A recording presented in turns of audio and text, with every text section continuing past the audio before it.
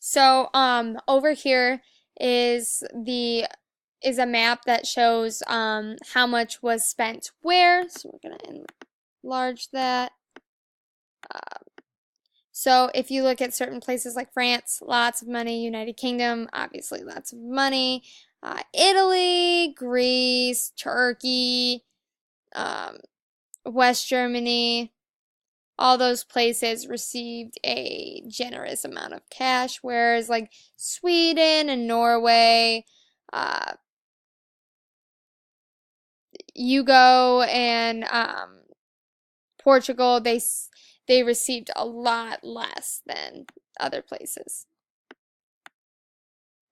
Uh, and then over here is like the same thing. So it shows how much money was given to UK, France, Italy, West Germany, Netherlands, Greece, Austria, Belgium, Denmark, Norway, Turkey, Ireland, Yugoslavia, Sweden, Portugal, and Iceland. It shows you a little bit better of like what places got way more money. So like the UK compared to Iceland, like Iceland got nothing compared to them. So moving on to the Red Scare. Um, what is the Red Scare?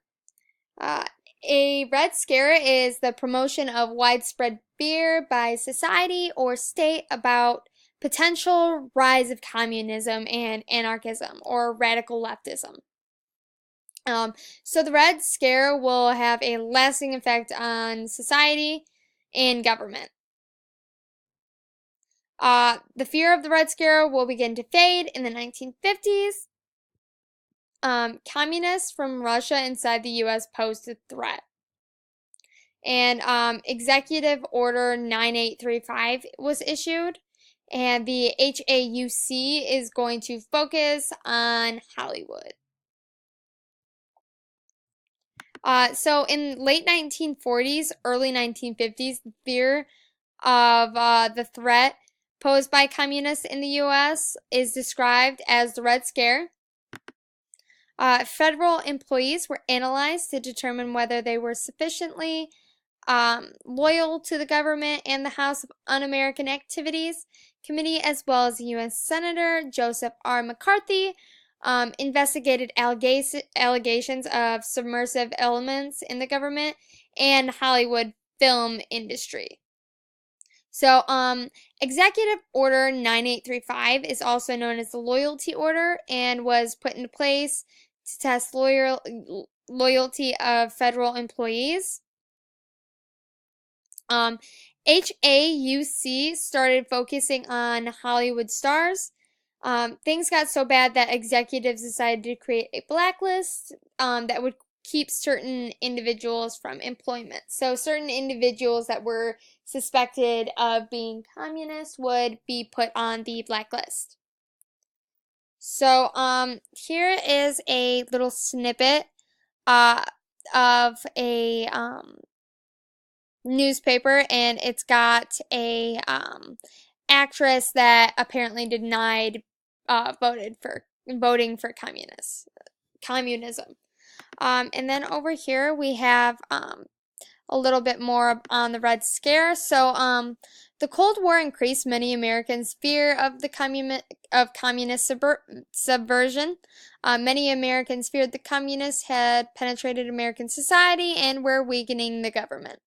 And this led to a massive attempt to uncover communists.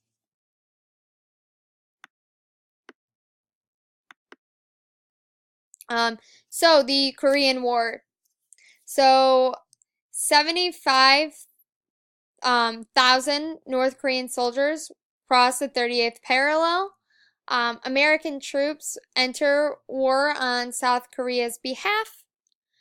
America tries to reason with North Korea. The war will end July 1953, and America fears spread of communism. The war will start as a defensive war.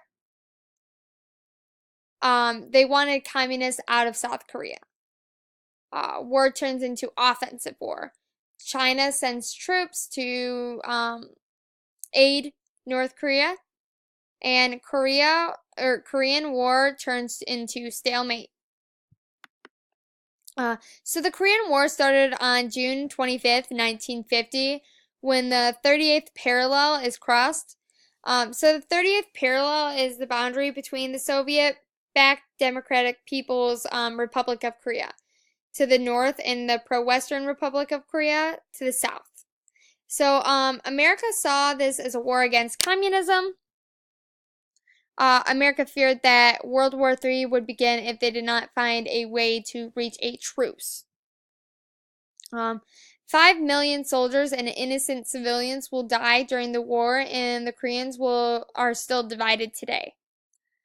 And the war turned into an offensive war. The Americans wanted to liberate North Korea from communism. So up here we have two pictures of the 38th parallel. So that was a warning, like back in the day, like don't cross this, because then you are crossing into the other side's territory, which would be bad news. And then this is another little newspaper snippet. It says Korea armistice signed, hostilities ceased today, meaning the war was ending. So that is it. And then those are my sources.